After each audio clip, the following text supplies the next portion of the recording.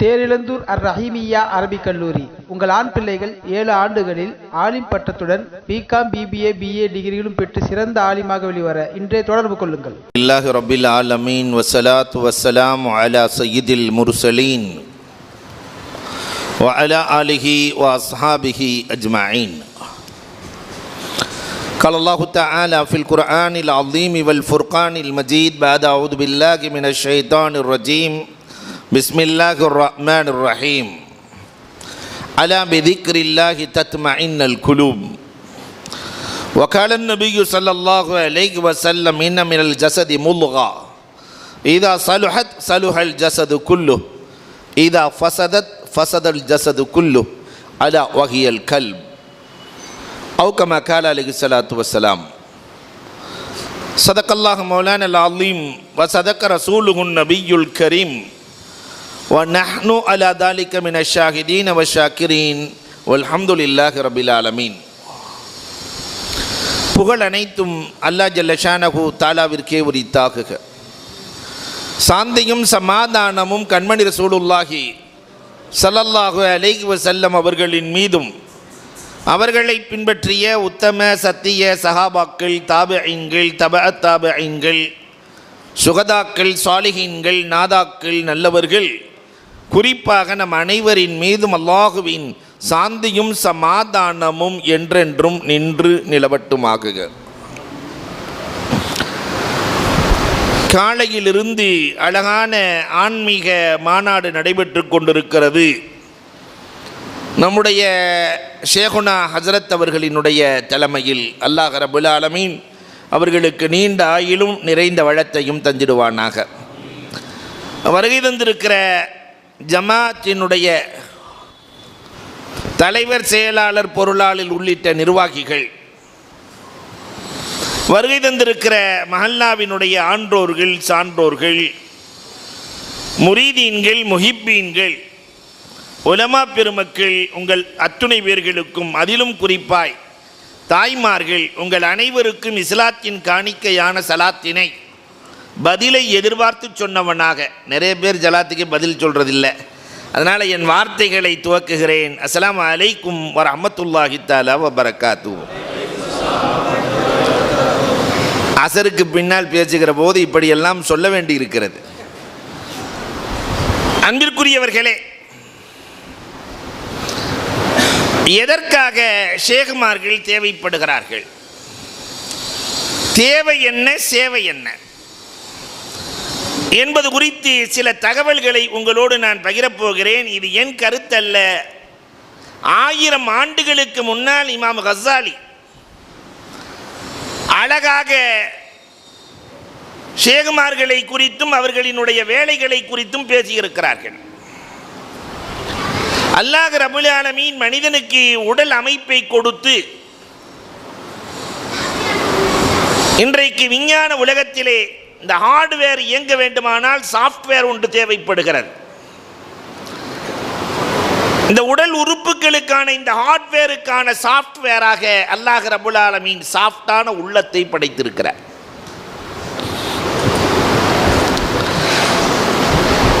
உடலுக்கு நோய் என்றால் அதற்கு பல்வேறு வகையான மருத்துவர்கள் இருக்கிறார்கள். முதலில் ஒரு காலம் இருந்தது, நோயும் குறைவாக இருந்தது, மருத்துவரும் குறைவாக இருந்தார்கள். நாக்கை நீட்டச் சொல்லுவார்கள், கண்ணை பார்ப்பார்கள், கையை பிடிப்பார்கள், நோயை கண்டுபிடித்து சொல்லுவார்கள். இன்றைக்கு இது எல்லாம் கேட்டுவிட்டு டாக்டர் என்ன செய்யுதுன்னு கேட்குறார். கண்ணை பார்க்குறாரு, காதை பார்க்குறாரு, கையை பார்க்குறாரு, எல்லாம் பார்த்துட்டு இப்போ உங்களுக்கு என்ன செய்யுதுன்னு கேட்குறார். தனித்தனி துறைகள் இன்றைக்கு உருவாகி இருக்கிறது. இப்போ காலத்திற்கு ஏற்றவாறு நோய்களின் பெருக்கம், அதற்கான மருத்துவ முறைகள், சிகிச்சை முறைகள், இந்த உடலை சரி செய்கிற மென்பொருள், இந்த உள்ளம் நோய்வாய்ப்பட்டால் அதை சரி செய்வதற்கான மருத்துவர்கள் யார் இருக்கிறார்கள் என்றால் ஷேகுமார்களை தவிர உலகத்தில் அதை சரி செய்கிற மருத்துவர்கள் இல்லை. இந்த உள்ளம் எப்படிப்பட்டது என்பதை குறித்து இமாம் கஸ்ஸாலி நிறைய பேசுகிறார்கள். உள்ளம் என்பது அவர்கள் சொல்லுகிற நிறைய உதாரணங்கள். உள்ளம் என்பது கரிசல் மண்ணை போல, அந்த மண்ணிலே என்ன போட்டாலும் விளையும். விளைச்சல் மண்ணிலே என்ன போட்டாலும் விளையும். இந்த உள்ளத்திற்குள்ளே எதை போட்டாலும் உழைக்கும். ஒரு விவசாயி இடத்திலே நிலம் இருக்கிறது, அற்புதமான நிலம் இருக்கிறது. அந்த நிலத்திலே முள்ளை போடுவானா, முள்ளின் விதையை போடுவானா, பலனில்லாத பொருளை போடுவானா? ஆனால் இந்த உள்ளம் என்ற விவசாயத்தில் இன்றைக்கு சமூகம் எதை போடுவது என்று தெரியாமல் உள்ளம் நிறைய கசடுகளை போட்டு வளர்க்கிறது. ஈகோ என்ற மரம் இன்றைக்கு வளர்ந்து நிற்கிறது. நான் என்னை விட்ட யாருமே இல்லை என்ற ஈகோ ஒரு பக்கம் வளர்ந்து நிற்கிறது. பொறாமை ஒரு பக்கம் தீப்பிடித்து எரிகிறது. ஜங்ஷன்லேயே ஒருத்தர் கடை வச்சார். அவர் பக்கத்திலேயே மாமனார் கடைக்கு பக்கத்திலே மருமையன் கடை வைக்கிறார். ஏங்க மாமனார் கடைக்கு பக்கத்திலேயே நீங்கள் வைக்கிறீங்க? மாமனாரை நார கிழிக்காமல் விட மாட்டேங்கிறார் இல்லையா? அப்ப இங்கே பொறாமை தீ கொழுந்து விட்டு எரிகிறது. இந்த நிலத்துக்குள்ளே என்ன போடுவது, எதை களை எடுப்பது? இதற்கு ஒரு விவசாயி வேண்டாமா? அந்த விவசாயி தான் ஷேகுமார்கள். ஒவ்வொருவரின் உள்ளமும் ஒவ்வொரு தன்மையை கொண்டது. எந்த உள்ளத்தில் எதை போட வேண்டும் என்று பார்த்து பார்த்து விவசாயம் செய்வதற்கு ஷேக் தேவை. அந்த விவசாயம் தான் இங்கே நடக்கிறது. உள்ளத்தை பற்றி இன்னொரு இடத்திலே சொல்லுகிற போது இமாம் கஸாலி இப்படி சொல்லுகிறார்கள், உள்ளம் என்பது வண்டி போன்றது என்கிறார்கள். அது ஓடிக்கொண்டே இருக்கும். வண்டி இருந்தால் ஓடணுமா இல்லையா? ஆனால் அந்த வண்டி ஓட வேண்டுமானால் ஓட்டுநர் தேவை. பயிற்சி இல்லாத ஓட்டுநர் ஓட்டினால், நான் உள்ளத்தை ஓட்டுகிற ஓட்டுநர்கள் பயிற்சி இல்லாமல் ஒரு ஓட்டுநர் வண்டியில் ஏறி அமர்ந்தால் 10 நிமிஷத்தில் வண்டி பெரிய ஒர்க் ஷாப்பில் இருக்கும், அவர் பெரிய ஹாஸ்பிட்டலில் இருப்பார். 10 நிமிஷம் கூட தேவையில்லை இல்லையா? பிரேக் பிடிக்கிறது போல கிளச் அமுத்தினார்னா தானும் செத்து 4 பேரை சாகடிக்காம விட மாட்டார். உள்ளமும் இப்படித்தான். எங்க பிரேக் போடணும், எங்க ஆக்சிலேட்டர் கொடுக்கணும், எப்படி இந்த உள்ளத்தை சரியாக கொண்டு செல்வது என்ற கலையை கற்று பயிற்சி எடுத்து பயிற்சி கொடுக்கிற ஆசான்கள் ஷேகுமார்கள். அவர்களிடத்திலே பயிற்சியை பெற்றால் இந்த உள்ளம் என்ற வண்டி எங்கே ஓடும் தெரியுமா? குர்ப இலாஹி, அது அல்லாஹ்வின் பக்கம் நெருக்கமாக்கிவிடும். மற்ற எல்லா செயல்களையும் அல்லாஹ் ரப்புல் ஆலமீன் கணக்கெடுக்கவில்லை. மலக்குகள் கிராமன் காத்திபீன யஅலமூன மா தஃஅலூன், கிராமன் காத்திபீன்கள் செய்கிற செயலை கணக்கெடுக்கிறார்கள். மா யல்ஃபது அலைஹி கல்புன் மா யல்ஃபது அலைஹி என்று அல்லாஹ் ரப்புல் ஆலமீன் சொல்லுகிறான். சொல்லுகிற சொற்களை மலக்குகள் கணக்கெடுக்கிறார்கள். சொல்லையும் மலக்குகள் கணக்கெடுக்கிறார்கள், செயலையும் மலக்குகள் கணக்கெடுக்கிறார்கள். ஆனால் உள்ளத்தை இன்னல்லாஹ யஅலமு மா ஃபி சுதூர், இந்த உள்ளம் என்ற வண்டி நேரா ரப்பிடத்தில் ஓடும். ரப்போடு நெருக்கமாகுகிற கலை ஷேகுமார்களிடத்தில் மட்டும்தான் உலகத்தில் இருக்கிறது, வேறு யாரிடத்திலும் இல்லை. இப்பொழுது சொல்லுங்கள், ஷேகுமார்கள் தேவையா இல்லையா? ரப்பின் பக்கம் நெருங்குவதற்கான வழிகளை காட்டுவார்கள், அந்த வண்டி செல்வதற்கான ஓட்டுநர்களை உருவாக்குவார்கள். தான் மட்டுமல்ல, அது போன்ற கலீஃபாக்களை உருவாக்கி சமூகத்திற்கு எப்படி அல்லாஹ்வின் பக்கம் போய் சேர வேண்டும் என்ற வழியை காட்டுகிற கலை. இன்னொரு இடத்திலே இமாம் கஸாலி பேசுகிற போது இப்படி பேசுகிறார்கள், இந்த உள்ளம் இருக்கிறதே இது காளி மைதானம், போர்க்கள மைதானம். இந்த மைதானத்திலே எப்பொழுதும் மலக்குகளுக்கும் ஜுயூசுல் மலாயிகா ஜுயூசு ஷயாத்தீன் 2 பேரும் சண்டை போட்டுக்கொண்டே இருக்கிற இடம்தான் இந்த உள்ளம். மலக்குகளின் படையும் போதும் ஷைத்தானின் படையும் போதும். நீங்க சாதாரணமா ரோட்ல போற வழியில ஒரு ஐபோன் கீழே கிடக்குதுன்னு வச்சுக்கோங்களேன், ஆரம்பிச்சிடும் சண்டை. மலக்குகளின் படை சொல்லும், எடுத்து உரியவர் யாரோ கொடுத்துருன்னு. சைத்தான் படை சொல்லும், சிம் கார்டை கலட்டு. நம்மளும் வாங்கணும் வாங்கணும்னு நினச்சிக்கிட்டே இருக்கோம், அல்லாவா கொடுத்துருக்கலாம் நவுது பில்லா. அல்லாவா கொடுத்தான்? அல்லாவா கொடுத்துருக்கிறான் எடு. அப்ப ரெண்டு படைகளும் மோதும். இதில் எந்த படை ஜெயிக்க வேண்டும், எந்த படை தோற்க வேண்டும்? மலக்குகளின் படை ஜெயிக்க வேண்டும், சைத்தானின் படை தோற்க வேண்டுமானால் அங்கே போராடுகிற படையாளிகளுக்கு, போர் வீரர்களுக்கு பயிற்சி கொடுத்திருக்க வேண்டும். சைத்தானுடைய படையோடு மோதுகிற அளவிற்கு உள்ளத்திற்கு பயிற்சி அளித்திருக்க வேண்டும். அந்த பயிற்சி என்ன பயிற்சி என்பதை கடைசியில் நான் சொல்லுகிறேன். அன்பிற்குரியவர்களே, இந்த பயிற்சிக்குத்தான் சேகுமார்கள் தேவைப்படுகிறார்கள். என்னவோ தெரியவில்லை, சூரமங்கலம் பாக்கியம் பெற்ற பூமி, ஆரணி பாபாவை தாங்கிய பூமி இந்த பூமி. நான் பார்த்த நிறைய சேகுமார்கள், பாபாஜி இருந்தார்கள், ஹதரத் இருக்கிறார்கள், இது போன்று பல சேகுமார்கள். அன்பிற்குரியவர்களை எண்ணி பார்க்கிறோம். அப்ப இந்த உள்ளம் ஒரு வித்தியாசமான மைதானம். அந்த மைதானத்திலே போராடுவதற்கு போராளிகளை உருவாக்க வேண்டும், பயிற்சி கொடுக்க வேண்டும். இன்னொரு இடத்திலே இமாம் கஸ்ஸாலி ரஹ்மத்துல்லா உள்ளம் என்பது ஒரு அற்புதமான அறை என்கிறார்கள். அல்லாஹ்வினுடைய பர்சனல் ரூம் என்கிறார்கள். அறைகள் பல வகை இல்லையா? எல்லாரும் உட்கார்ற மாதிரி ஹாலும் இருக்கிறது, பெட்ரூமும் இருக்கிறது, அல்லது ஆபீஸ் ரூம் இருக்கிறது, இப்படி பல்வேறு அறைகள் இருக்கிறது. உள்ளம் இருக்கிறதே அர்ஷுல்லா, அல்லாஹ் அமருகிற பர்சனல் ரூம். தன்னுடைய பர்சனல் ரூம்ல எல்லாரும் வந்து இருக்கிறத விருப்பப்படுவோமா? பர்சனல் ரூம்ல தான் மட்டும் இருந்து தன் வேலைகளை செய்ய வேண்டும் என்று, இது அல்லாஹ்வின் பர்சனல் ரூம். அந்த ரூமுக்குள்ள எத்தனை பேரை உட்கார வச்சிருக்கிறோம்?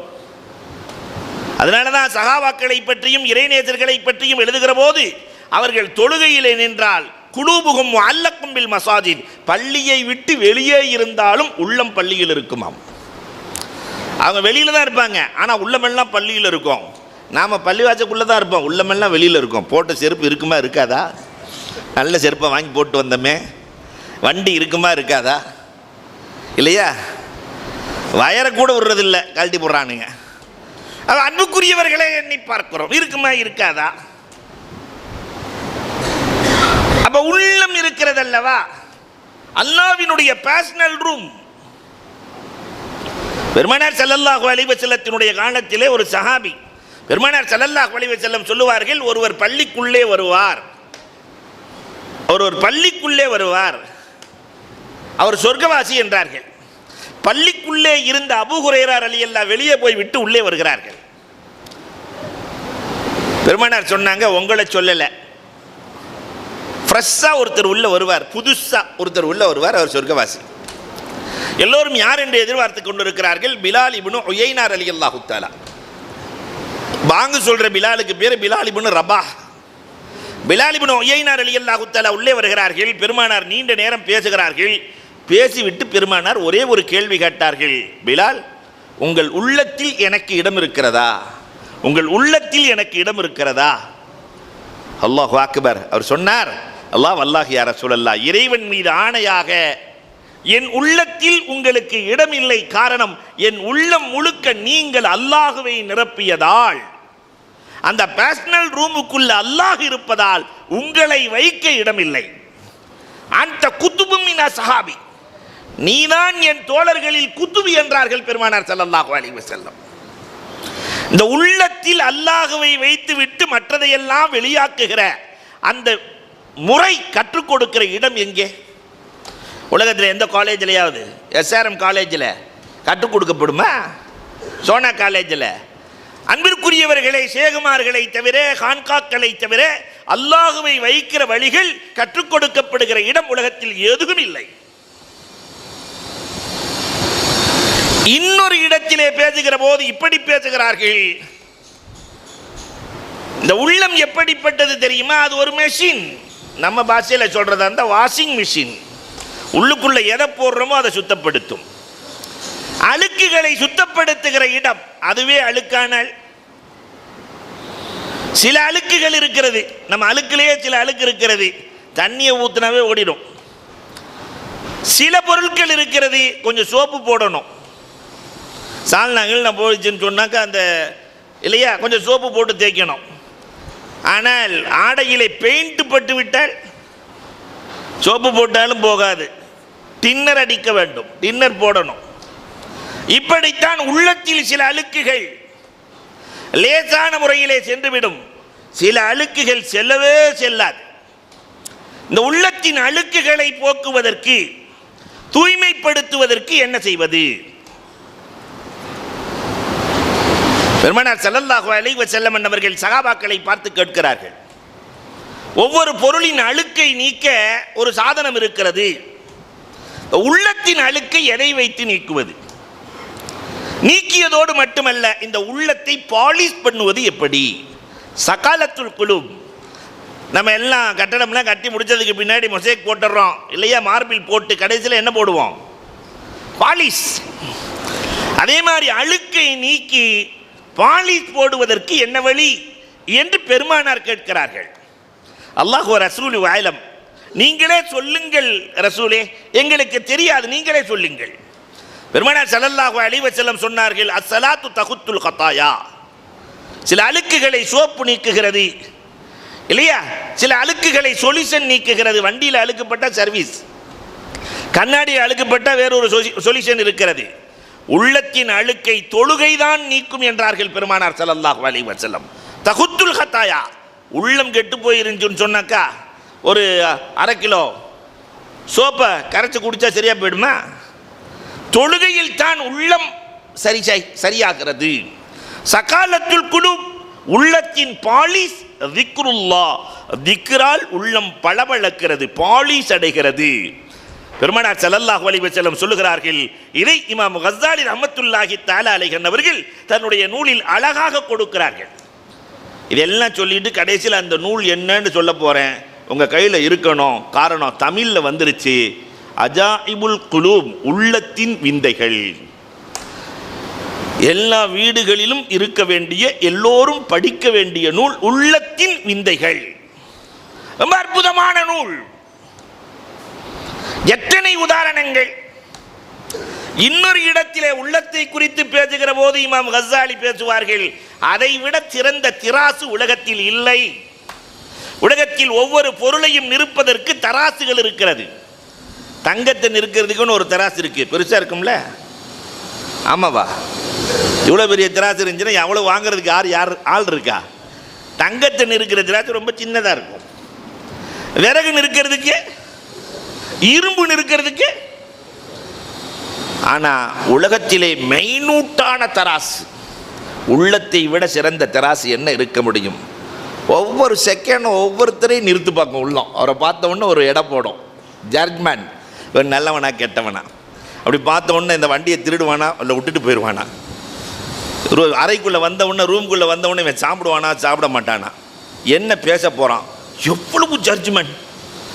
இந்த திராசை போல ஒரு நீதிபதி ஒரு ஜட்ஜ்மெண்ட் பண்ணுகிற அற்புத திராசு, உள்ளத்தை விட சிறந்தது உலகத்தில் என்ன இருக்க முடியும் என்று கேட்கிறார்கள். எது சரி எது தவறு என்று சரியாக போடுகிற திராசைத்தான் பெருமானார் சகாபாக்களாக உருவாக்கினார்கள். அபூ குர்ஸஃபா, பெருமானார் ஸல்லல்லாஹு அலைஹி வஸல்லம் அந்த திராசு எப்படி இருந்துச்சுன்னு சொன்னாக்கா, கண்ணாடியை போன்று இருந்தது. முன்னால் உள்ளவர்களினுடைய உள்ளத்தில் என்ன இருக்கிறது என்பதை உணர்ந்து சொல்லுவார்கள் பெருமானார். இந்த உள்ள சரியானால் அல்லஃப பைன குலூபிஹிம் ஃபஸ்பஹ்தும் பிநிஅமதிஹி இஹ்வானா. அல்லாஹு அக்பர். பெருமானார் ஸல்லல்லாஹு அலைஹி வஸல்லம் நிறுத்த விதம். அபூ குர்ஸஃபா வர்றாரு, வீட்டில இருந்து வரும்போதே நியத் பண்ணிட்டு வர்றாரு, நாயகத்திட்ட போகணும், ஒரு பெரிய பேப்பர் எடுக்கணும், எது நல்லது எது கெட்டதுன்னு கேட்கணும். ரசூலுல்லாஹ் நல்லது சொல்லுவாங்க, ஃபுல்லாக எழுதணும், எது கெட்டதுன்னு சொல்லுவாங்க அது ஃபுல்லாக எழுதணும். எல்லாம் ஒரு லிஸ்ட்டு போட்டு வர்றார். ரசூலுல்லாஹ்ட்ட வந்து உட்கார்ந்த உடனே, சலாம் அலைக்கும் யா ரசூலல்லாஹ். பெருமானார், அலைக்கும் சலாம் அபா குர்ஸஃபா, நீ என்ன நினைத்து வந்தா என்பதை நான் சொல்லட்டுமா நீ சொல்கிறாயா? உள்ளத்துக்குள்ளே இருக்கிறத நான் சொல்லட்டுமா நீ சொல்கிறாயா? ரசூலை, என் உள்ளத்தில் என்ன நினைத்து வந்தேன் என்று சொல்வீர்களா? சொல்லுகிறேன் அபூ குர்ஸஃபா. எது ஹைர் எது ஷர் என்று கேட்பதற்குத்தானே வந்தாய்? அந்த சாதிக் அந்தல் மஸ்தூக் யா ரசூலல்லாஹ். நினைத்து வந்ததை அப்படியே சொல்லுகிறீர்கள் நாயகமே.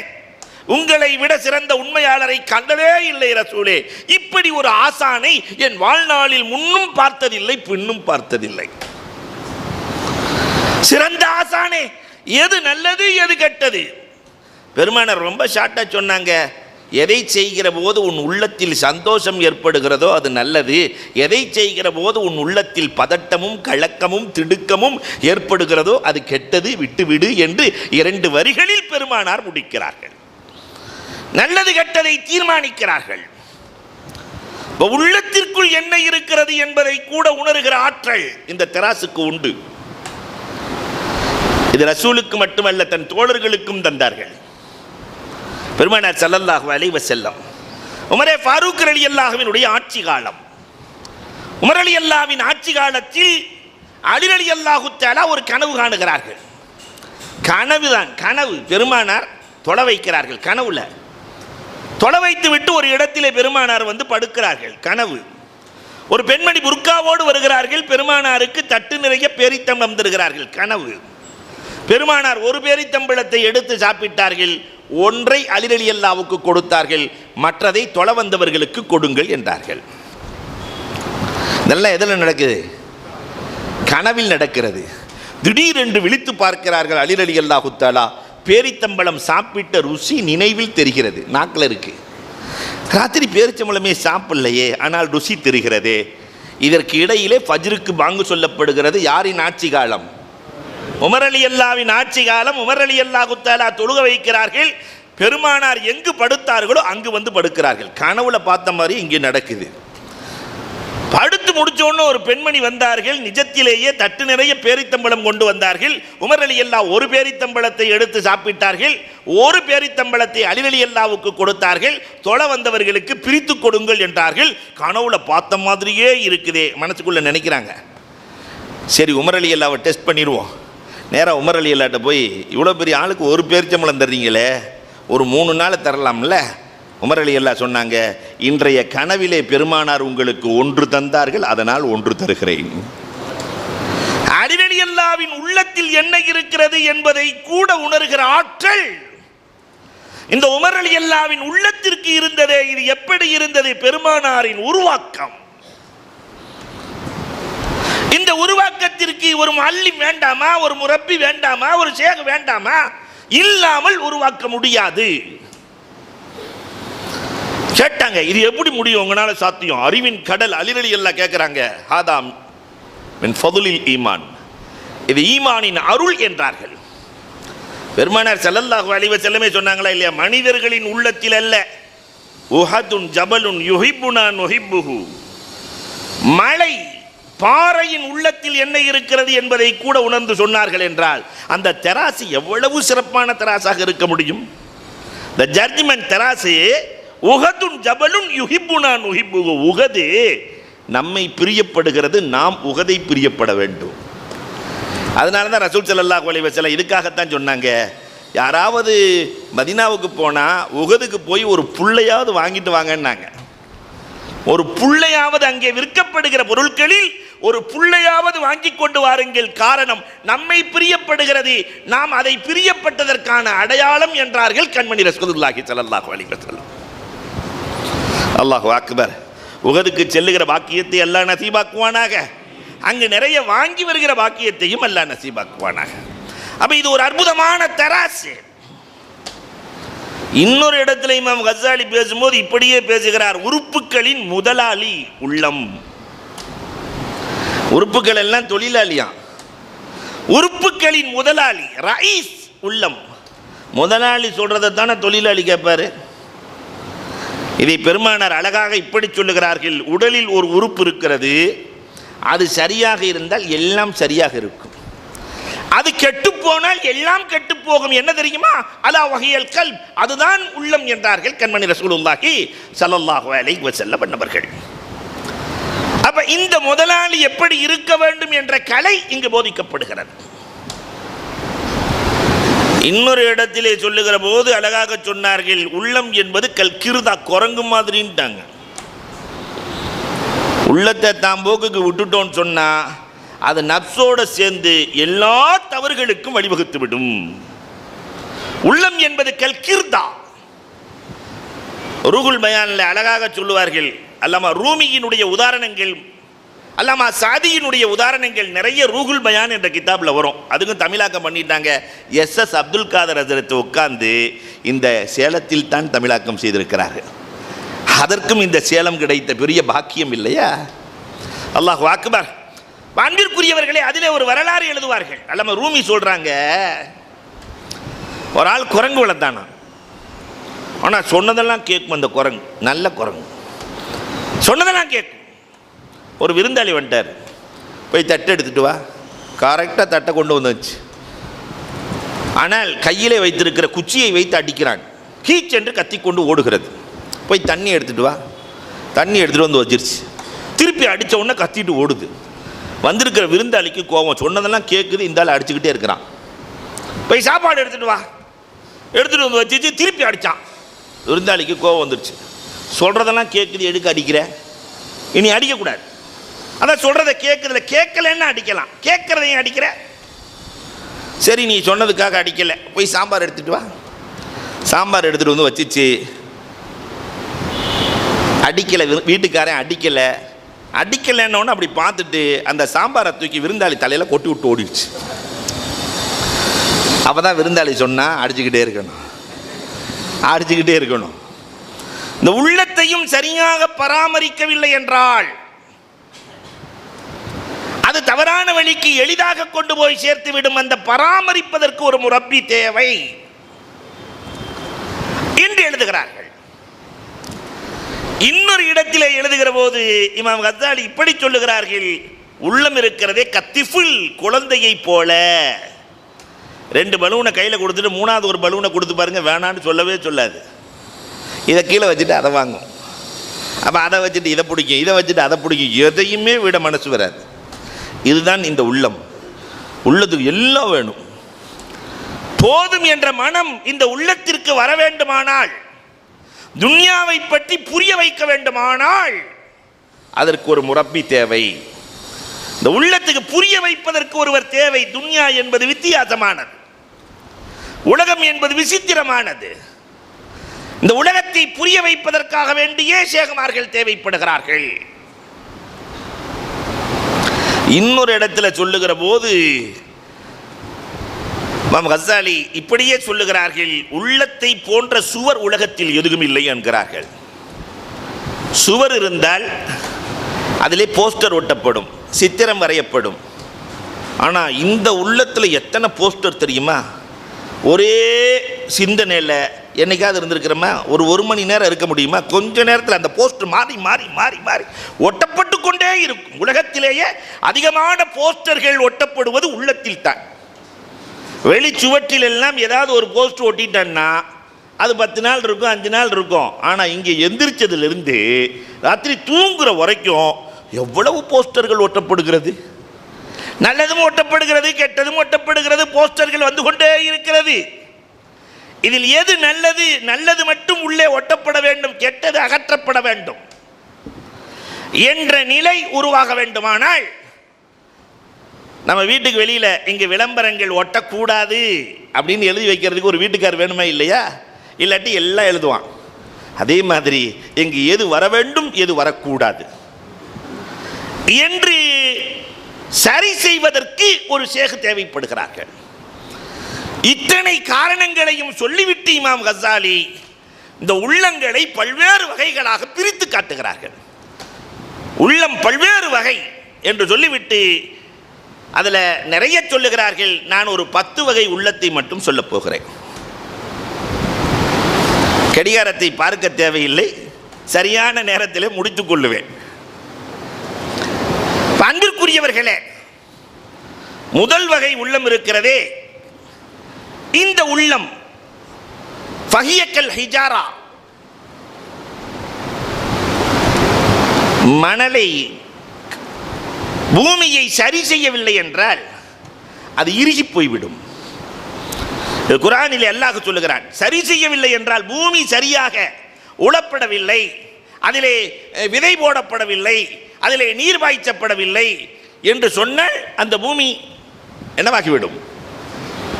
கல் ஹிஜாரா அசத்து கஸ்வா, இறுகி போய்விடும். அதே மாதிரி தான் இந்த உள்ளமும் நிலத்தை போன்றது. அதை உழ வேண்டும், அதற்கு நீர் பாய்ச்ச வேண்டும், அதற்கு உரமிட வேண்டும், அதற்கு விதை போட வேண்டும், அதை உருவாக்க வேண்டும். இத்தனை வேலைகளும் இந்த உள்ளத்திற்கு தேவைப்படுகிறது என்று குர்ஆன் பேசுகிறது. அப்ப நாம நம்முடைய உள்ளத்தை சரி செஞ்சிருக்கிறோமா? இது வரைக்கும் கொஞ்சம் யோசிச்சு பாருங்க. உள்ளத்தை உழுதிருக்கிறோமா? உள்ளத்திலே என்ன போட வேண்டும், எது போடக்கூடாது என்று நாம் யோசித்திருக்கிறோமா? அன்புக்குரியவர்களே, உள்ளம் என்பது உழப்படாத நிலம், அதை உழுதால்தான் பயிரிட முடியும் என்று சொல்லுகிறார்கள் இமாம் கஸ்ஸாலி. இது குர்ஆன் சொல்லுகிற உதாரணங்கள். இன்னொரு இடத்திலே அல்லாஹ் ரப்பல் ஆலமீன் இரண்டாவது வகை உள்ளத்தை பற்றி சொல்லுகிற போது கானூ கௌமன் அமீன், குருட்டு இதயங்கள் என்று அல்லாஹ் சொல்லுகிறார். கௌமன் அமீன், குருட்டு சமுதாயமாக இருந்தார்கள். அப்படின்னா என்ன? எது ஹக்கு எது பாத்தில் தெரியாது, எல்லாமே அவர்களுக்கு ஒன்றாக தெரியும். சில பேர்கள் குருடனுக்கு எது வெளிச்சம் எது குருடுன்னு தெரியுமா? எது நல்லது எது கெட்டது தெரியுமா? எது பள்ளம் எது மேடு தெரியுமா? எதுவுமே தெரியாது. அதே மாதிரி தான் சமூகத்திலே நிறைய பேர்கள் வாழ்ந்து கொண்டிருக்கிறார்கள். எது நல்லது எது கெட்டது தெரியல. வட்டி வாங்குறது, வட்டியை போய் ஹராம்னு சொல்றீங்களா என்று சொல்பவர்கள் சமூகத்தில் இருக்கத்தான் செய்கிறார்கள். லஞ்சம்லாம் இல்லாமல் இன்னைக்கு உலகத்தில் வாழ முடியுமா? எந்த காலத்தில் இருக்கிறீங்க? பொய்யெல்லாம் சொல்லலைன்னு சொன்னாக்கா நம்மளை கீழே அமைக்கிட்டு மேலே எந்திரிச்சு போயிடுவானுங்க ஹஜ்ரத் என்று சொல்லுகிற தவறெல்லாம் சரியாக, சரியெல்லாம் தவறாக. நிதாய மெம்பருல் மிஅராப் என்ற ஒரு உருது நூலிலே ஒருவர் அழகாக எழுதியிருந்தார். திருநெல்வேலிக்கு ஒருத்தன் போனானா, திருநெல்வேலிக்கு நல்ல அல்வா சாப்பிட்டுருக்கிறான், வெளிநாட்டுக்காரன். அல்வா சாப்பிட்டு விட்டு ஜோப்பை தொட்டு பார்த்தால் பைசா இல்லை, காசு ஒன்றுமே இல்லை, 1/2 கிலோ அல்வா அடிச்சிட்டான். ஆனால் கடைக்காரை சும்மா விடுவானா? காசு இல்லைங்கிறத வேற திமிரா சொல்கிறான். அதெல்லாம் காசு இல்லை, நான் ஒன்றும் செய்ய முடியும். நேராக போய் போலீஸ் ஸ்டேஷனில் கொடுக்க காவலர்களும் ஒன்றும் செய்ய முடியாது. அதனால் அந்த காலத்தினுடைய சட்டத்தின்படி கரும்புள்ளி செம்புள்ளி எல்லாம் குத்தி மொட்டை அடித்து கழுதை மேலே ஏற்றி ஊர்வலம் பண்ணி ஊருக்கு அனுப்பிச்சிட்டானுங்க. வெளிநாட்டுக்கு போன உடனே வெளிநாட்டுக்காரர்கள் கார்குசாரி கேட்டாங்களாம், இந்தியா எப்படின்னு கேட்டாங்களாம். அதுக்கு அவன் சொன்னானா, இந்தியா மாதிரி ஒரு சூப்பர் நாடு உலகத்திலேயே இல்லை, ஹல்வா ஃப்ரீயாகவே கொடுத்தானுவான், காசே வாங்கலை. நான் காசு இல்லைன்னு தான் சொன்னேன், நான் முடிவெட்டணும்னு நினச்சேன், மொட்டை ஃப்ரீயாகவே அடித்தான். நம்ம ஊரில் மாதிரிலாம் இல்லை, மொட்டை அடித்து அனுப்பலை, கரும்புள்ளி செம்புள்ளி கோலம் போட்டு தலையிலே கோலம் போட்டு அழகு பார்த்தவர்கள். நம்ம ஊர்லாம் சுட்டி காட்டுவதற்காக சிடு மனிதர்களை வைத்திருப்பார்கள், வேகமாக சுற்றி காட்டுவான். ஆனால் இந்தியர்கள் அப்படி அல்ல, சுற்றி காட்டுவதற்கு இதமானவர்கள், சுட்டி சிறுவர்கள் ஃப்ரீயாகவே கொடுத்தான். நம்ம ஊர்லாம் சுற்றி பார்க்கறதுக்கு சொகுசு வாகனம், வேகமாக போகிற வாகனத்தை கொண்டு வந்து சீக்கிரம் காட்டிடுவான். மெதுவாக பார்க்கணுங்கிறதுக்காக கழுதையை கொண்டு வந்தான், அதுக்கும் ஃப்ரீ. எல்லா தப்பையும் சரியாக நினச்சிருக்கான். அப்போ தவறுகள் எல்லாம் சரியாக. இதை போன்றுதான் இன்றைக்கு சமூகத்திலும் நிறைய தவறுகளை நாம் சரி என்றே நினைத்து வாழ்ந்து கொண்டிருக்கிறோம். இதெல்லாம் இல்லாமல் சமூகத்தில் வாழ முடியாது என்கிற அளவிற்கு இவர்கள் யார்? கானூ கௌமன் அமீன், குருட்டு சமூகம் என்று குர்ஆன் பேசுகிறது. நிறைய உள்ளங்கள் குருடாய் இருக்கிறது, அதற்கு வெளிச்சம் ஊட்ட வேண்டிய வேலை நடக்க வேண்டியிருக்கிறது. இன்னும் சில உள்ளங்களுக்கு குலூபுகும் கதமல்லாஹு அலா குலூபிஹிம், பாவம் செய்து பாவம் செய்து பாவம் செய்து அல்லாஹ் அந்த உள்ளங்களை எல்லாம் இறுக வைத்து விட்டான், முத்திரையிட்டு விட்டான். முத்திரையிடப்பட்ட உள்ளங்கள் என்று குர்ஆன் சில உள்ளங்களை பேசுகிறது. என்ன சொன்னாலும் பாவத்தை விட்டு வெளியே வர மாட்டான், முத்திரையிடப்பட்டு விட்டது குர்ஆன் பேசுகிறது. சில உள்ளங்கள் இருக்கிறது அம்ரால், நோய் பிடித்த உள்ளங்கள். அதற்கு இமாம் கஸ்ஸாலி ரஹ்மத்துல்லாஹ் சொல்றாங்க, சமூகத்தில் ஒரு 6 நோய் தீர்க்கப்பட வேண்டிய நோய், இது ஷேகுமார்கள் இல்லாமல் தீர்க்கப்படாது என்று. உள்ளத்துக்குள் இருக்கிற நிறைய நோய்களில் இன்றைக்கு சமூகத்தில் இருக்கிற 6 பெரும் நோய்கள், தொற்று நோய்கள். அந்த நோய் சாதாரண நோய் இல்லை, இங்கிருந்து அங்கே பரவும், அங்கிருந்து அங்கே பரவும். அந்த 6 நோய்கள், அந்த 6 குணங்களில் எது இருந்தாலும் சொர்க்கத்தின் வாடையை கூட நுகர முடியாது என்கிறார்கள். அதில் முதல்ல கிபுர், பெருமை.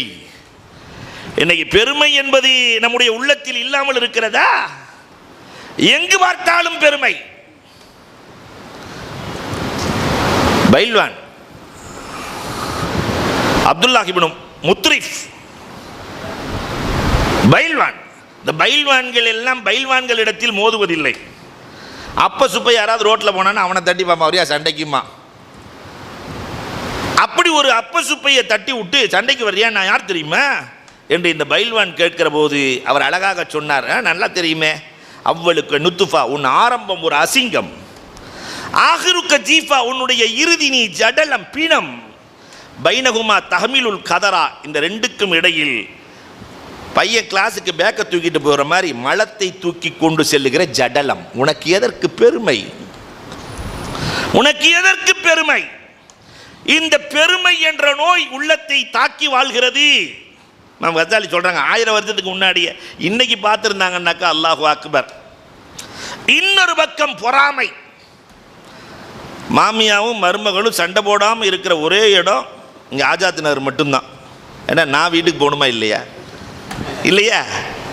அப்ப இந்த பொறாமை தீ எங்கும் பற்றி கொண்டு இருக்கிறது. நஹ்னு கஸம்னா பைனகும் மஈஷா, வாழ்க்கையை நாம் பங்கு வைத்து கொடுத்திருக்கிறோம் என்று அல்லாஹ் பேசுகிறான். பொறாமை எதற்கு என்று ரப்புல் ஆலமீன் கேட்கிறான். அப்துல் காதர் பாய் இப்படி தான் இருப்பார், அப்துல் ரசாக் பாய் இப்படி தான் இருப்பார், அப்துல் ரஹ்மான் பாய் இப்படி தான் இருப்பார். அல்லாஹ் பங்கு வைத்ததில் எதற்கு பொறாமைப்படுகிறீர்கள் என்று அல்லாஹ் கேட்கிறான். ஆனால் பொறாமை இல்லாத இல்லங்கள் இல்லை, வீடுகள் இல்லை, சமூகம் இல்லை. இந்த நோயிலிருந்து எந்த மருந்தை கொண்டு இந்த நோயை சரி செய்வது? மூன்றாவது அதாவா, விரோதம். அல்லாஹு அக்பர், விரோதம். எங்கு பார்த்தாலும் விரோதம். இன்ன ஷைத்தான் லக்கும் அதுவுன் ஃபத்தஹிதுஹு அதுவா, உங்களுக்கு எதிரி சைத்தான் மட்டும்தான், வேற யாருமே இல்லைன்னு அல்லாஹ் சொல்லிட்டான். இன்னைக்கு அண்ணன் தம்பிகள் அவ்வளவு எதிரிகளாக இருக்கிறார்கள், மாமன் மச்சான்கள் எதிரிகளாக இருக்கிறார்கள், உறவுகளுக்குள்ளே எதிர்ப்புகள் இருக்கிறது. அண்ணன் பேச்சு என்ன செரிக்கலைங்கிறாரு, 30 வருஷமா பேசல. அண்ணன் பேசுனது செரிக்கலையா, மீன்லாம் செரிச்சிருச்சு, 500 கிலோ மீன் செரிச்சிருச்சு, அப்போ 1000 கிலோ கறி செரிச்சிருச்சு, எல்லாம் செரிச்சிருச்சு. அண்ணன் பேசுன அந்த 2 வார்த்தை செரிக்கவே இல்லை. அப்போ இந்த உள்ளம் என்ன மாதிரி கெட்டு போய் கிடக்குது.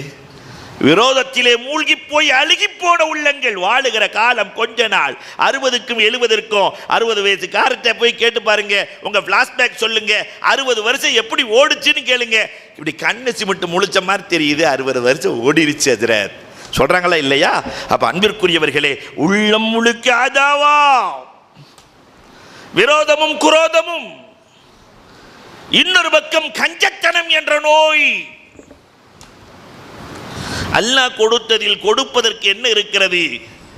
இமாம் கஸாலியே கேட்கிறாரு, கொடுக்கிற போது நினைக்கணுமா, கொடுக்கிற போது என்னதுன்னு நினைக்க கூடாது. கொடுத்தவன் கொடுக்க சொல்லுகிறான், கொடுக்கிறேன், நமக்கு என்ன இருக்கிறது? எவனோ கொடுத்தவன் கொடுக்க சொல்கிறான், கொடுத்து விட்டு போக வேண்டியது தானே என்று இமாம் கஸாலி கேட்கிறார்கள். இந்த கஞ்சத்தனம் ரப்புக்கு பிடிக்காதது. இதையும் அல்லாம ரூமி அழகாக சொல்லுவார்கள். நான் இந்த மாணவர்களுக்கு சொல்லுவது போல இந்த ரூமி சொல்லுகிற உதாரணங்கள் ரொம்ப நல்லா இருக்கும். உயிரும் உடலும் பேசிக்கொண்டதாம்.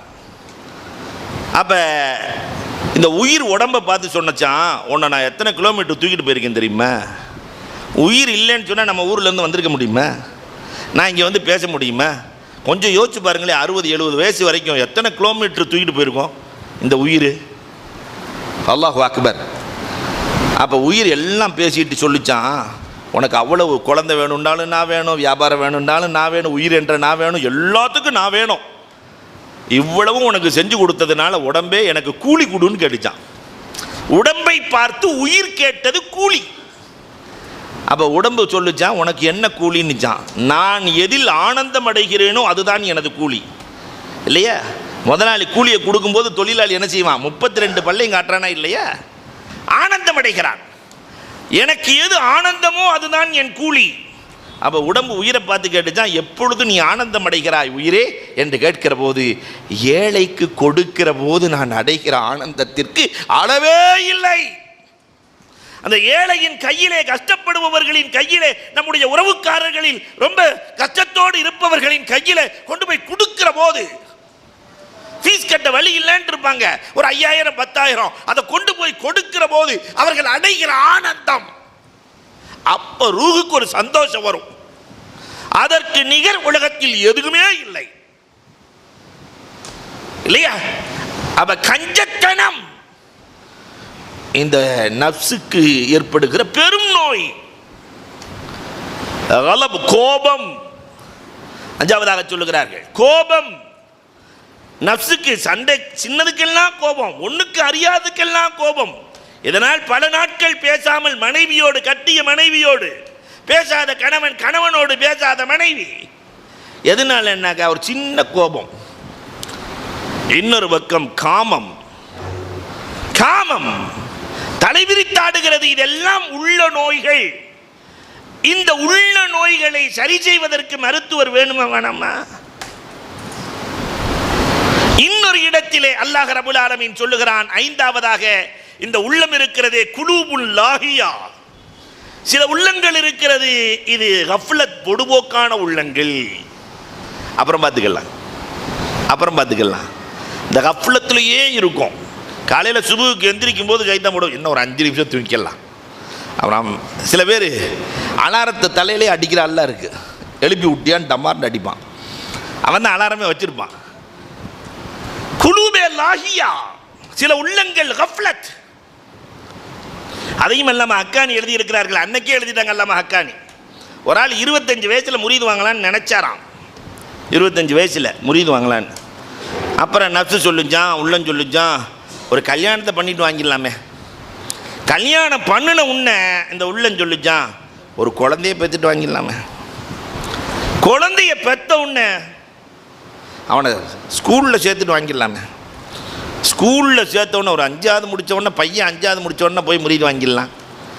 5வது முடித்தவுடனே 10th எவ்வளோ முக்கியம், அது முடித்தவுடனே முரீது வாங்கிடலாம். 10th முடித்தவுடனே +2 அவனுடைய லைஃப்பையே மாற்றி போடக்கூடியது, அது முடித்தவுடனே வாங்கிடலாம். +2 முடித்தவுடனே காலேஜ் என்ன ஒரு 3 வருஷம், அது முடித்தவுடனே வாங்கிடலாம். காலேஜ் முடிச்சிட்டான் பையன், அவனுக்கு ஒரு கல்யாணத்தை பண்ணிட்டு வாங்கிடலாம். பையனுக்கு கல்யாணமும் பண்ணியாச்சு, ஒரு கண்ணாசை, ஒரு பேரப்புள்ள, அதில் பேச்சு கூட வந்துடக்கூடாது, ஒரு பேரப்புள்ளையை பார்த்த உடனே நம்ம முரீது வாங்கிடலாம். பேரப்புள்ளையும் பிறந்தாச்சு, அதை ஸ்கூலில் சேர்த்த உடனே இப்படியே போயிட்டுருக்கு. 75 வயசு, 25ல் நினச்சவருக்கு 75ல் ஞானம் பிறக்கிறது. நேராக சேகை பார்க்க வந்துட்டார். ஒரு சேகை பார்க்க வந்து, அந்த சேகட்டையே நான் முரீது வாங்கலான்னு நினச்சேன், அவர் மௌத்தா போயிட்டார். ஆனால் 75-50 வருஷம் கழித்து உங்கள்கிட்ட முரீது வாங்க வந்திருக்கிறேன், எனக்கு முரீது கொடுங்க. சேகுமார்கள் என்றைக்குமே இறைநேசர்கள், சேகுமார்கள் நேருக்கு நேர் பதில் சொல்வதில்லை. தாராளமாக முரீது தருகிறேன். உனக்கு முரீது தர வேண்டுமானால் கடற்கரைக்கு வர வேண்டும், அங்கே வச்சு தான் முரீது தருவேன். நேராக கடற்கரை கூப்பிட்டு போயிட்டார், உட்கார வச்சுட்டார். 5 மணி நேரம் ஆச்சு, 6 மணி நேரம் ஆச்சு, முரீது தரல. உடனே சேகை கூப்பிட்டு டென்ஷனில், 75 வயசில் எப்படி இருக்கும், முரீது தர்றேன்னு வர வச்சுட்டு இன்னும் முரீது தராமல் கடலையே பார்த்துட்டு உட்கார வைக்க சொல்கிறீங்களே, முரீது எப்போ தருவீங்க? இல்லை, இந்த கடல் அலையெல்லாம் ஓஞ்சதுக்கு பின்னாடி தர்றேன்.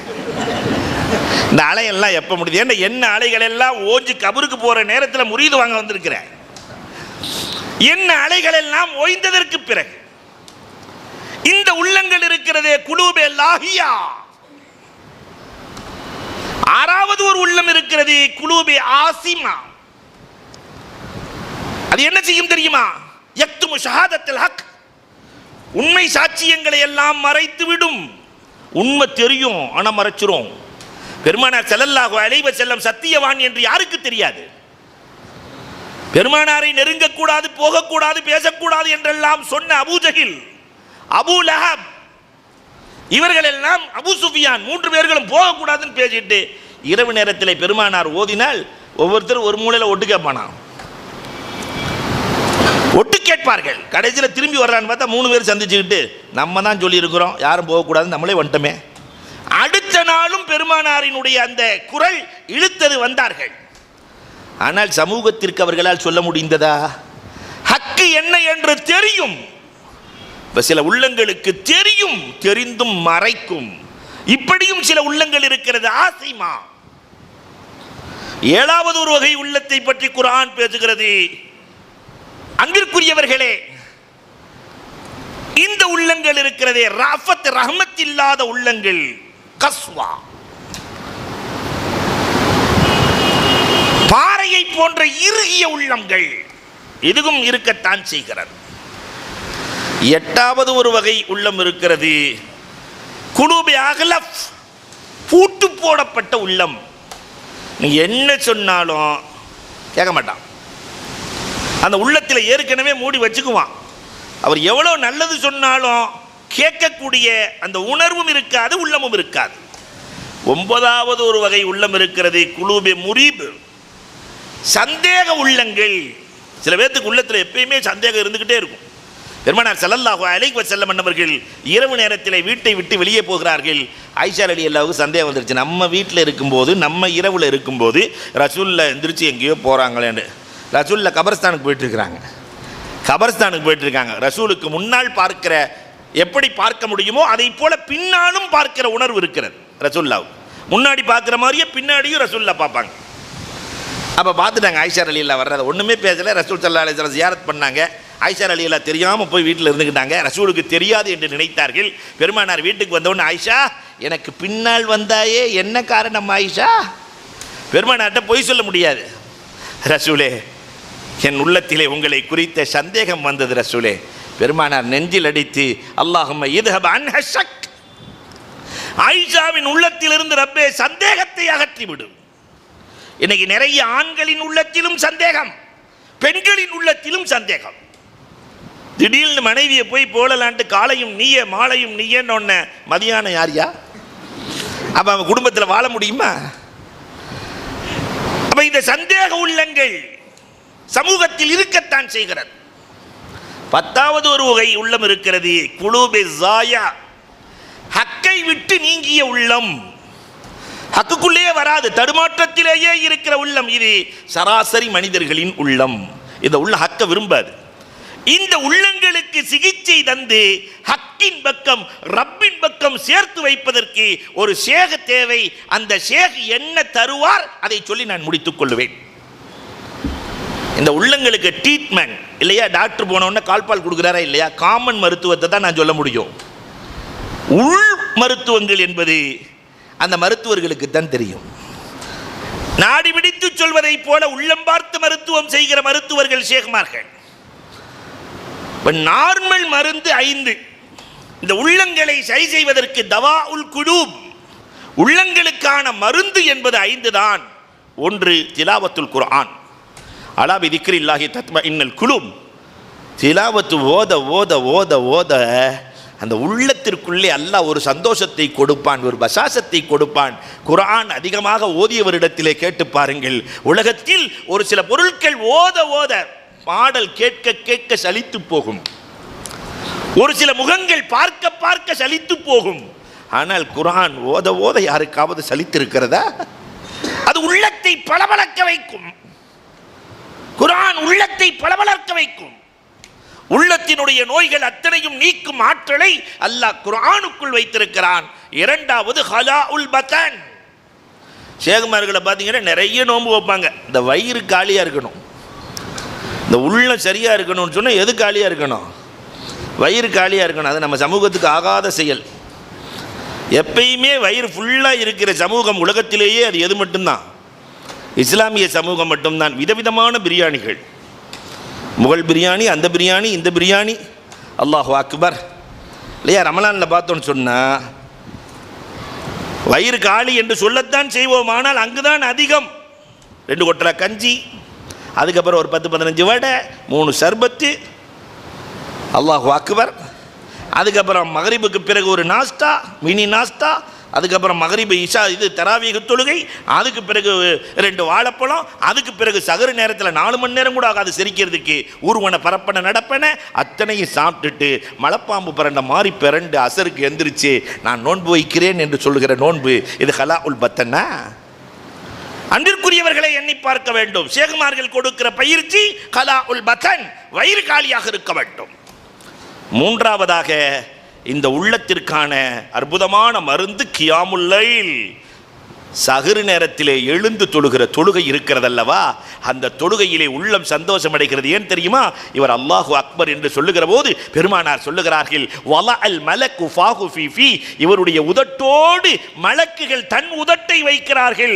உத்துல் உத்துல் உத்துல் திபுத்த தபல்லாஹு லக், மனமாக இருக்கிறது, அல்லாஹ் உன் வாழ்க்கையை மனமாக்குவானாக. மலக்குகள் உதட்டோடு உதடு வைத்து துஆ செய்கிறார்கள், மனமாக இருக்கிறது, வாழ்க்கையை மனமாக்குவானாக. அப்ப இங்க வந்த உடனே ஷேகுமார்கள் சொல்லி தர்ற பாடம் தஹஜ்ஜத் தொழுங்க. தஹஜ்ஜத் தொழுகிறதுனால மலக்குகளின் துஆ கிடைக்கிறது, உள்ளம் சுத்தம் பெறுகிறது. நாலாவதாக விக்ர், அல்லாஹு அக்பர். சகாலத்துல் குலூப், உள்ளத்தை பளபளக்க வைப்பது. வீட்டில் பாத்திரத்தை தேய்க்கிற மாதிரி உள்ளத்தை தேய்ச்சி தேய்ச்சி தேய்ச்சி தேய்ச்சி சுத்தம் பண்ணுகிற ஆற்றல் எதற்கு இருக்கிறது? திக்ரில் நிறைய இருக்குது. ஜஹரி இருக்கிறது, திக்ரே ஹஃபி இருக்கிறது, திக்ரே சிர்ரி இருக்கிறது, நிறைய திக்ருகள் இருக்கிறது. இந்த அதுகார்கள். அஞ்சாவதாக சொஹபத்து சாலிஹீன், நல்லோர்களின் தொடர்பு. நல்லோர்களின் தொடர்பு. நம்ம யாரோடு சேர்ந்து இருக்கிறோமோ அந்த தன்மை தானா வந்துடும் இல்லையா? யாரோடு சேர்ந்து இருந்தாலும் அது தானாக வந்துவிடும். இந்த ஒட்டிக்கொள்ளுகிற பழக்கம் இருக்கிறது. ஒரு கொடையாளியோடு சேர்ந்தாக்க அந்த கொடைத்தன்மை ஒட்டிக்கொள்ளும். ஒரு வரலாறை சொல்லி நான் முடிப்பேன். திருச்சியில் ஜமால் முகமது கல்லூரியினுடைய இல்லையா ஓனர் கான்மி அண்ணா, ஆனால் ஜமால் முகமது சென்னைக்கார். அவர் திருச்சிக்கு வந்துட்டு புதுக்கோட்டை செல்லுகிற போது இடையிலே ட்ரெயினுக்காக வேண்டி தண்டவாளம் போடப்பட்டிருக்கிறது. பக்கத்தில் ஸ்கூலு. கடுமையான தாகம். ஒரு அம்மா வெள்ளரி பிஞ்சு விற்றுக்கிட்டு இருக்கு. வாங்கி சாப்பிட்டவர் சில்லறை இல்லை 100 ரூபா கொடுத்தாரு. அன்னைக்கு 4 அணா 8 அணா இருந்தாலே வெள்ளரிக்காய் கிடச்சிரும். அதை வாங்கிட்டு 100 ரூபா கொடுத்த உடனே அந்த அம்மா, ஐயா சில்லறை இல்லையா என்று சொல்ல, அம்மா வேணாம் நீ வச்சுக்க, உனக்கு அன்பளிப்பு. அந்த அம்மா என்ன செஞ்சு கூடையில் இருக்கிற எல்லா வெள்ளரிக்காயும் தூக்கி எல்லாத்துக்கும் அன்பளிப்பு செய்து, பசங்களுக்கெல்லாம் ஸ்கூல் பசங்களுக்கெல்லாம் அன்பளிப்பு செய்து. புருஷன் மாடை ஓட்டிகிட்டு வர்றாரு. ஏன் எல்லாத்துக்கும் அன்பளிப்பு கொடுத்துட்ருக்குற? இல்லை ஒரு 100 ரூபா கொடுத்துட்டாரு. அவர் கொடுத்தா என்ன, நீ எல்லாத்துக்கும் வித்துற வேண்டியது தானே? என்னமோ தெரியல, அவர் கொடுத்த உடனே என் மனசு கொடுக்க சொல்லிருச்சு. இது பற்றி கொள்ளும். யாரோடு சேர்ந்து இருக்கிறோமோ அந்த தன்மை, இதான் சொஹபத். அப்ப நல்லோர்களின் சொஹபத் உள்ளத்தை நல்லதாக மாற்றும். இதுவெல்லாம் கிடைப்பதற்குத்தான் ஷேகுமார்கள். அப்ப ஷேகுமார்களினுடைய தேவை இன்றைக்கு சமூகத்தில் அதிகம் இருக்கிறது. அல்லாஹ் ரப்புல் ஆலமீன் நல்ல ஷேகுமார்களை உருவாக்கி கொடுத்திருக்கிறான். அவர்களின் கரம் பிடித்து இந்த உலகத்திலும் மறு உலகத்திலும் வெற்றி பெறுகிற பாக்கியத்தை அல்லாஹ் ரப்புல் ஆலமீன் நம் அனைவருக்கும் நல்குவானாக. வாஹிரு தஅவானா அல்ஹம்துலில்லாஹி ரப்பில் ஆலமீன்.